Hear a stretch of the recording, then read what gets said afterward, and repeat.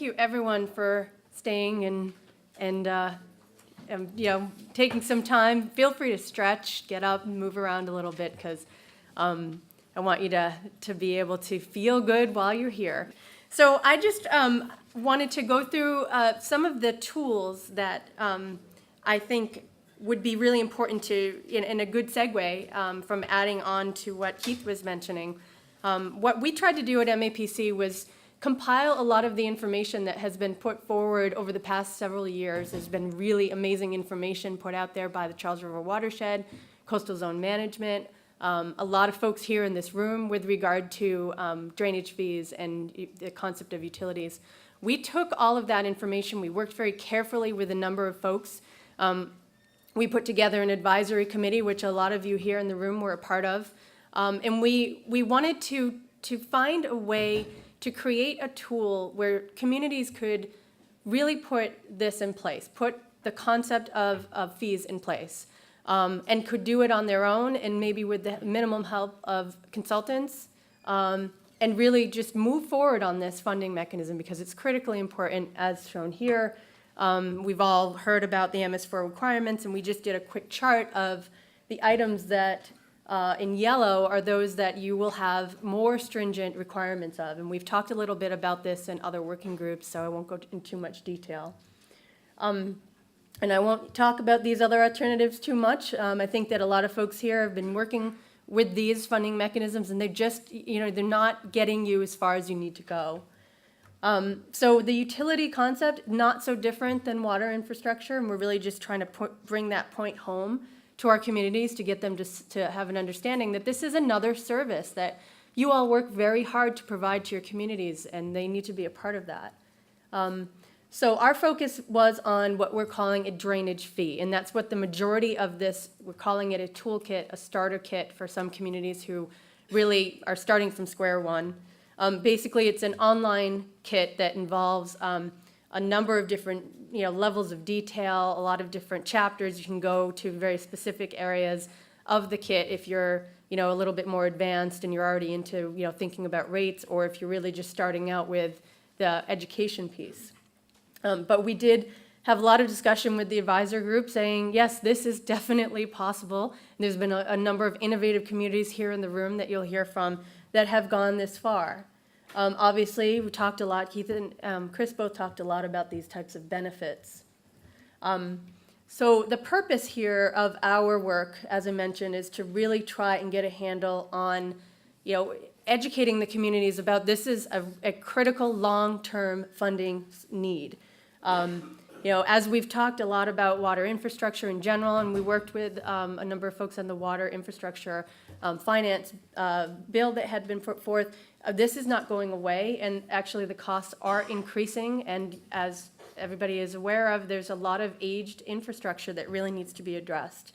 We also just want to empower communities to understand that they can do something about this. They can put in an innovative system. It's in their right, it's within the laws, and they really should get the community members to understand that they are generating this.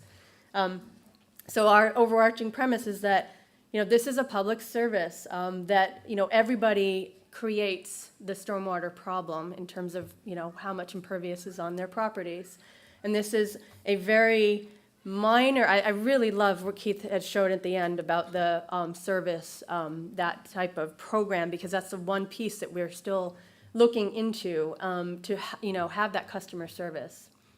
And so we have the kit split up into 5 simple sort of how-tos. Obviously, water quality problems is a huge issue right now.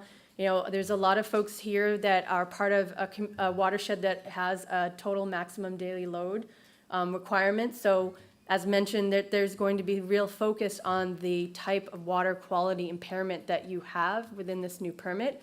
And we need to address that, obviously doing the appropriate outreach and determining what your fee structure should be, and I'll talk all about these.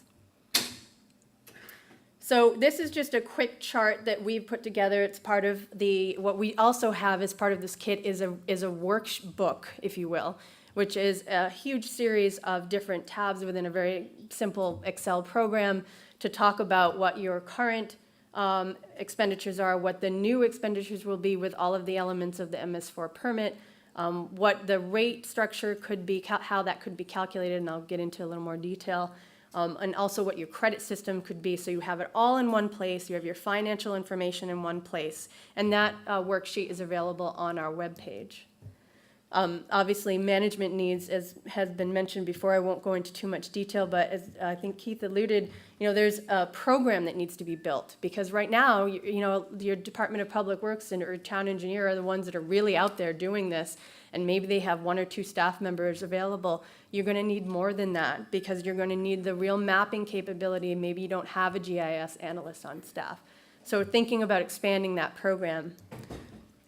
And obviously, the outreach, we've been splitting this up and talking about internal and external outreach, meaning that the internal outreach is really, you need to build that support layer. And I think it was a really great example that Keith showed of the community in North Carolina, because they are a committee. They have the folks from different departments, perhaps, coming together because everybody has our stake in this. Planners do, conservation agents do, Department of Public Works folks. So you need to build that support internally before you even go forward in the public, and we've provided a bunch of tools and materials and information. Even template presentations are going to be added for you to do this internal outreach. I was involved in this. I loved this. I don't know how many folks remember this campaign? Really? Wow. This was a public, very widespread public media campaign. These were posters that were actually put up on the MBTA system, on all the subway systems, about maybe 10 years ago, 10 to 12 years ago. And it was done at the state level with Executive Office of Environmental Affairs folks and the MAPC program to really get that very overarching message out to everyone, to get them just to understand what stormwater is. It's amazing to me when I go into a community and I'm working with folks on a potential fee, they'll tell me, we've talked to some of our community members and they don't know what stormwater is. Not surprising, because they don't see it. It's completely hidden. So this is a critical point of information, and Keith is right, it's not one of the most expensive parts of the program. And one of the things I want to mention is that we've been working in the Neponset watershed, Neponset Valley watershed. Coalition has been put together, 14 communities, and a lot of folks here are involved. And it's been a really amazing group and a good movement on understanding that there are things that can be put together on a regional basis. A lot of the education materials, we have templates that all of the communities can use. They don't need to tweak them too much. If they want to put their contact information on it, the template is easy to use. So that cost is very low, and I think we're talking about an estimation of enhancing that and also doing specific targeted public participation with businesses and trying to get them to maybe change practices ahead of time. $30,000 a year, initial cost. It's not a lot. Oh, I'm going really fast. So I just want to talk a little bit about the impervious area measurement, and I'll sort of focus on that. So how many folks in the room have done this for their communities or are more familiar with this particular concept of the impervious area measurement?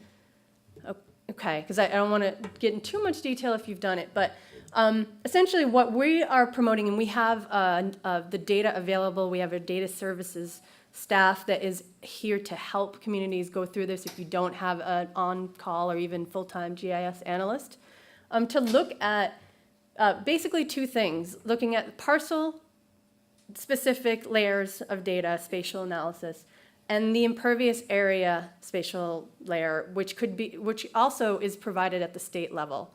And we've had some conversations with EPA saying, is that acceptable? What if they use that layer? It's a 2008 layer. EPA understands that at this point, that's a good starting point. They also, though, are encouraging the fact that if you are mapping your system, that the update perhaps will occur. But we are using this as the layer when we're working with communities, unless a community has done their own LiDAR and has more specific topographic information. And essentially, it's a join between the two, where you can then layer on, your parcel and what the type of buildings and driveways, sidewalks, some communities even have that all broken down, to then make some specific calculations. And here's an example. This is actually, we pulled this from Reading. So Reading, thank you. I know you're in the room. This was a really great way to visualize what this ends up looking like in GIS. And so you can see that you can have the roadways shown, there's a driveway shown, the building footprint. There's even cases where if there's a sort of harder green space, whether it's green pavers that will show. And we obviously do use a ortho base so that we can look onto that map and see if there's anything that's slightly off. And then this is what Keith had mentioned, the equivalent residential unit, the ERU, is what is a common way to determine rates. However, it's not the only way that we're promoting this. In our kit, we talk about other methods such as the hydrologic unit, looking a little bit deeper into your catchment areas, and the type of water body impairments. And I won't go into too much detail because it's slightly complicated, but that is a portion of the kit. But this is a very straightforward, very defensible way to say we've determined on a parcel level what the average impervious is for different categories of land uses. And so we're promoting, with residential, to use that as the base equivalent of impervious, that you then apply a multiplying factor for the larger parcels. There's other ways that we're talking about, maybe a tiered system where you can think about the residential based on the average size of the lot, and there's different ways to break that down. So I've already told you the next slide what showed was the commercial, and just seeing how that multiplying factor is. So how much larger is your commercial property or institutional? Here's just some examples of what rate had been applied in different towns based on this equivalency rating unit. And I see that. Question on the residential, since we're in a place with very large homes, would there be a different, or have you done any exploration of different rates for between a modest and a modest home and a mansion, for instance? Yes, we are actually looking at that right now. With the work that we're doing in the Neponset, we're perfecting our methodology. I'd like to actually thank Milton, because Milton was very gracious enough to go through this process with us. And, as a very large base of residential in that community, we are having an opportunity to look at maybe the lot size, maybe actually more so the building footprint variations. So, yes. And so the credits, Keith has talked about, I won't go into too much detail, but one thing to note is that, the other hat that I wear is that we've been working very close with the state on climate change, and we have a new climate change adaptation strategy for the region, which folks you'll all receive at some point once it's been adopted by our council. And it talks a lot about the whole concept of green infrastructure, making sure that you're using the natural elements of land-based to ensure that water is kept locally. And that's really what we're promoting as the basis of your stormwater credits, reducing that impervious, not having that in the first place. And in terms of how that adjusts for the amount of fee generated and revenue for the community, Keith is right, it kind of evens itself out. So the more folks that are doing better practices, the less cost you have in the program, which we've shown. And also, just thinking very much about what type of management program. There's a lot of different options. We stay away from using the term utility exclusively, because we're not suggesting that you create a new utility per se. I mean, if you want to impose a drainage fee, a user fee, there's a lot of different ways that you can do it. You can work with with an entity like the Neponset Valley Stormwater Collaborative, and see if there's a way that there can be some overarching regional management entities, management sharing, if you will, even cost sharing of equipment that can be done through a program. And I know that that's a scary concept here in Massachusetts, so we haven't really gone too far with that, but it's something that occurs in other parts of the country. Multi-municipal management might be something that's a little bit more palatable here, where there's communities that have, crossing catchment areas, crossing watershed resources. Maybe two communities get together and have some sort of a program, and that's something that we're exploring. And obviously, a municipal utility can be created, or just bolstering your existing, generally, public works department. And then lastly, having a draft ordinance in place, a bylaw in place is critical. I can't tell you how astounding it is to learn that there's a number of communities that currently do not even have stormwater bylaws at all. They're relying on, areas that are within wetlands jurisdiction at the state level, and then the stormwater handbook. And you can't have this type of fee structure in place without your local bylaw. I won't go into too much more detail on that. There's some, just showing some of what we've picked out of folks, their bylaws that are key elements, just key pieces of language that really that's all it takes in that. And so I think I'm going to skip over these elements just in the interest of time, because I know that Reading and Newton are in the house, and I want to leave it to them to talk about their programs. But we've been using them as a model to really say, this has been done. It can be done. It was done successfully. There's other communities that have done the same or have attempted for different reasons, but yet programs that have been put in place, in some cases altered, but are actually working. And then just to give you a sense of, I know this is the pie in the sky, but what could a regional stormwater utility look like? Again, we're really working through a grant right now with Administration Finance Department, which I think is a really interesting marry between these environmental issues and the financial issues on the Stormwater Collaborative in the Neponset, and to really think about how do you prepare some of this information that can be used across a number of municipalities so that you're not all recreating the wheel. And so you have a cooperative program perhaps. Perhaps you have it jointly managed by administrative boards or that task force that is put together. And you could collect and disperse bills if there are multiple user fees. So maybe one day we'll get there.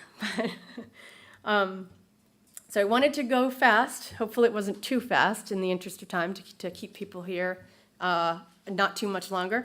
So I'll just say that more information about this work can be found on our webpage. All of the kit information, everything I've mentioned here is all up there and available. And just, send me information via email. You can find me on the MAPC webpage if you have any questions. But thank you so much. Thank you, Jill.